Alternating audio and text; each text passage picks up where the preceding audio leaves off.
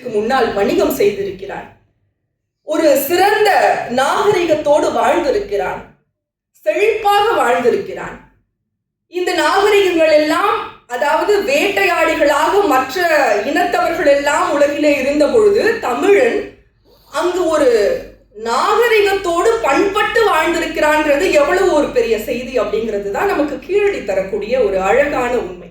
இதை படிக்கும் பொழுது நம்ம இப்படிலாம் வாழ்ந்திருக்கிறோம்ல, நாம வாழல, நம்முடைய முன்னோர்கள் வாழ்ந்தார்கள். எது நம்மை பெருமை அடைய செய்கிறது? அந்த தொன்மையில் வந்தவர்கள் தான் நாம் அப்படிங்கிற அந்த உணர்ச்சியே நமக்கு ரொம்ப பெருமையா இருக்குல்ல. அப்போ அதே தொன்மையோடு வாழ்பவர்கள் நாம் அப்படின்னு நம்ம நினைச்சோம்னா நமக்கு அது எவ்வளவு பெருமையாக இருக்கும். ஆனால் வெறும் பெருமை உணர்ச்சிக்காகவும் உணர்ச்சி வசப்படுதலுக்காக மட்டும் தமிழரின் பெருமையை நீங்கள் பார்க்க போகிறீர்கள் என்றால் நாம் நிச்சயம் தமிழர்களாக நிறைய விஷயங்களை இழக்கப் போகிறோம் என்றார்.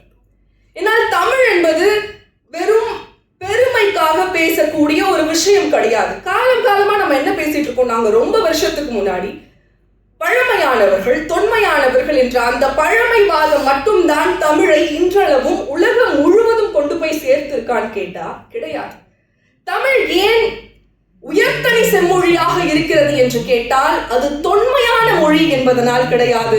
அது தொடர்ச்சியாக இன்றும் பேசப்பட்டு வருகிறது என்ற காரணத்தினால் தான் அது உயர்தனி செம்மொழியாக இருக்கிறது.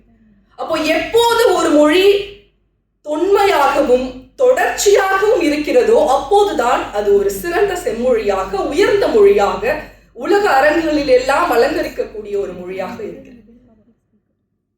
தமிழ் மட்டும் ஏன் அப்படி இருக்க முடிஞ்சதுன்னா, தமிழ் பழையன கழிந்தும் புதியன புகுந்தும் தன்னை தகவமைத்துக் கொண்டே எல்லா காலகட்டத்திலும் வாழ்ந்து கொண்டிருப்பதால் தான் தமிழ் இன்றளவும் உலகம் முழுவதும் இருக்கு. மற்ற மொழிகள், தமிழுக்கு முன்னால் தோன்றிய மொழிகள் என்று சொல்லக்கூடிய மொழிகள் கூட இன்று பேச்சு வழக்கில் இல்லை.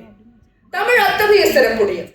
அதனால்தான் பண்பாடு என்று சொல்லும் பொழுது காலம் காலமாக இதைத்தான் செய்தோம் என்ற அந்த ஒற்றை பழமைவாதத்தில் மட்டும் நாம் பண்பாட்டை அணுக வேண்டிய அவசியம் கிடையாது என்று பார்க்கிறேன். ஆனால் தெரிந்து வைத்திருக்க வேண்டியது அவசியம். ஏன்னா ஒன்றை நிராகரிப்பதற்கு முன்னர் அது என்னவென்று நமக்கு தெரிய வேண்டுமா இல்லையா? நமக்கு அது பிடிக்குமா பிடிக்காதான் நம்ம முடிவு செய்யறதுக்கு முன்னாடி அது நமக்கு பரிச்சயமானதாக ஒன்றாக இருக்க வேண்டும். நம்ம வீட்டுல அம்மா ஏதாவது ஒண்ணு செய்யறாங்க அப்படின்னா எனக்கு வேணாமா அப்படின்னு அம்மா என்ன சொல்லுவாங்க, ஒரு வாய் சாப்பிட்டு பாருடா அப்புறமா சொல்றான் அப்படின்னு சொல்லுவாங்கல்ல. ஏதோ ஒன்றை நாம் நிராகரிப்பதற்கு முன்னர் அதில் என்ன இருக்கிறது என்பது நமக்கு தெரிந்தாக வேண்டும். இப்போ என்னன்னே தெரியாம எனக்கு இது வேணாம் அப்படின்னு ஒதுக்குறோம்னா நாம் மிகப்பெரிய ஒன்றை இழந்து கொண்டிருக்கிறோம் என்றுதான் அர்த்தம். இன்றைய இளைஞர்கள் பண்பாட்டை எப்படி புரிந்து வைத்துள்ளார்கள் என்ற கேள்விக்கு அவர்களிடத்தில் இருக்கக்கூடிய மிகப்பெரிய குறை என்று சொல்ல முடியாது. எந்த விஷயம் அவர்களை பண்பாட்டை நோக்கி நகர்த்தாமல் இருக்கிறது என்று யோசித்தால் ஆர்வம். எந்த ஒரு விஷயத்தையும் ஒரு விஷயத்தை நோக்கி ஒரு தலைமுறையினரையே கடத்த வேண்டும் என்றால் அதற்கான ஆர்வத்தை தூண்ட வேண்டியது சமூகமாக நமது கடமை. அந்த ஆர்வத்தை இன்றைய தலைமுறையினரிலே கடத்துவதற்கு நாம் தவறிவிட்டோம். ஆனால் இது போன்ற நிகழ்வுகள் தான் அவற்றை மீட்டு கொண்டு வருவதற்கான ஒரு முயற்சியாக பார்க்கப்படுகின்றன. அதனால்தான் இதனை முன்னரே நான் பண்பாட்டு வழியாக பார்க்கிறேன் என்று குறிப்பிட்டிருந்தேன்.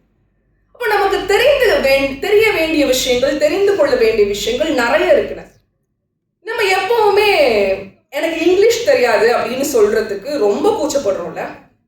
எங்கேயாவது ஒரு 4 பேர் இருக்கக்கூடிய சபையில போயிட்டு எனக்கு இங்கிலீஷ் தெரியாதுன்னு சாதாரணமா நம்ம சொல்லிடுறோமா? எனக்கு இங்கிலீஷ் புரியாதுன்னு சொல்லிடுறோமா? எனக்கு அவ்வளவா இங்கிலீஷ் தெரியாது அப்படின்னு சொல்லிடுறோமா? சொல்ல மாட்டோம். ஏனென்றால் நாம் ஆங்கிலத்தை நம் அறிவோடு தொடர்பு படுத்தி அதனை பாதுகாத்து கொண்டிருக்கிறோம். அதனால இங்கிலீஷ் தெரியலன்னு சொன்னா ஏதோ ஒரு வகையில் அதை நம்மை குறைத்து காட்டப் போகிறது அப்படின்னு. ஆனால் சர்வ சாதாரணமாக சபையிலோ எல்லோரிடத்திலோ எனக்கு தமிழ் அவ்வளவா தெரியாதுன்னு சொல்வதற்கு நாம் அச்சப்படுவதே கிடையாது. ஆனால் நாம் தமிழர்கள். கைத்தட்டலாம் இருக்கு. ரொம்ப ஆழ்ந்து போயிட்டீங்கன்னு நினைக்கிறேன். தமிழ் தெரியாதுன்னு சொல்றதா? இது தமிழ் தெரியாது என்று சொல்வதற்கு பின்னால் இருக்கக்கூடிய அந்த சூழலை ஆராய்ந்தால் எனக்கு தேவையில்லை, அதனால நான் தமிழ் படிக்கல அப்படின்றதுதான் பதிலாக வருகிறது. அப்போது தேவைதான் ஒருவரின் தாய்மொழியை கற்பதற்கான அந்த சூழலை உருவாக்குதான் கேட்டா நிச்சயமாக இருக்க முடியாது. ஏனென்றால் தாய்மொழியின் தேவை தமிழ் மட்டும் இல்ல, வேற எந்த மொழியாக இருந்தாலும் எவர் ஒருவர் தன் தாய்மொழியில் சிந்திக்கிறாரோ அவர்தான் முழுமையாக சிந்திக்கிறார்கள் என்று கூறுகிறார். சென்ற வாரம்தான் உலக தாய்மொழி தினம் கடந்து சென்றது. தாய்மொழியில் சிந்திப்பது என்பதுதான் ஒரு மனிதனை முழு மனிதனாக ஆக்கிறது. ஏன்னா சிந்தனை என்பது ஒன்றுதான் நம்ம விலங்குகளிடத்தில் வேறுபடுத்தி காட்டுகிறது. மனிதன் ஒரு சிந்திக்க தெரிந்த விலங்கு, அவ்வளவுதான். அப்போ அந்த சிந்தனையை நாம் பெற வேண்டும் என்றால் நாம் தொடர்ந்து வாசிக்கவும் தொடர்ந்து அதிலிருந்து கிடைக்கக்கூடிய தெளிவுகளை பெற்று யோசிப்பதற்கும் நாம் கற்றுக்கொள்ள வேண்டும்.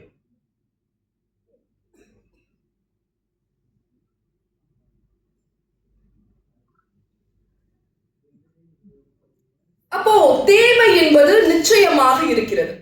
தமிழை படிப்பதற்கும் தமிழ்